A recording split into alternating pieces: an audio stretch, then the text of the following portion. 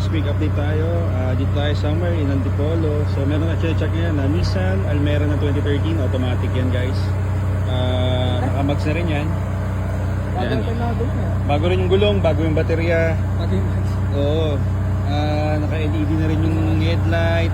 Pinahita pa rin na sir yung mga ATM dito sila. Oo. Kakapalit ni sir ng ano, actually kakapa-maintenance lang ni sir. Dito pa yung sa likod, mga pinagpalitan niya ata. So hindi ko lang alam kung bukas. So naka-head unit na rin siya. May reverse cam siya. So check natin yung interior. Ayan no. Ayan yung head unit ni sir. So nagpalagay niya. So sa scan naman, walang problema. Walang any minor issues or any major issues. So ayan siya. Yung loob, malinis pa. Naka leather seats lang na seat cover. Ayan.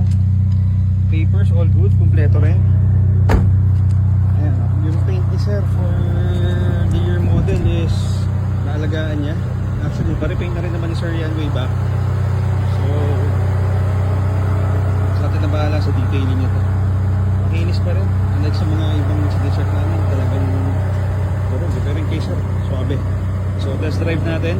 Ako na mag-test drive at i-update ko kayo. Sana magkasundo. Yun na. Kakaparada ko lang. Hirap ang video, maskip yung ano eh. Mahirap na. So yan. All goods, pang ilalim niya, suabe, walang kalampag. Kung muski ano, wala. Medyo mataas yung test drive pa namin ni sir, pero kayang kaya, naka-muffler din siya.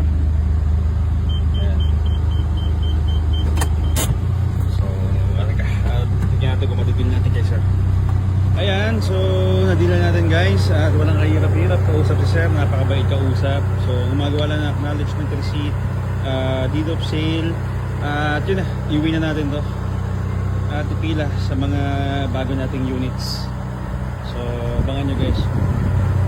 Well actually available na rin naman na siya. Pwede na siyang i-reserve, pero syempre part ng SOP namin for test drive pa to.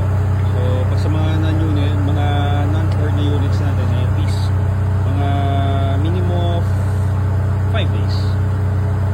So yun na. Again guys, Nissan Almera 2013, automatic to guys. Sariwang-sariwa pa, talagang alaga na may-ari. So reserve nyo na. Thank you, yun lang.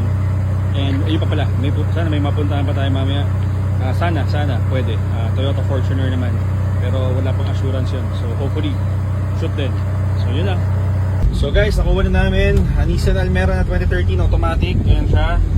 So interior ganda pa, panakbo walang problema, alaga-alaga ni sir, nakamags pa.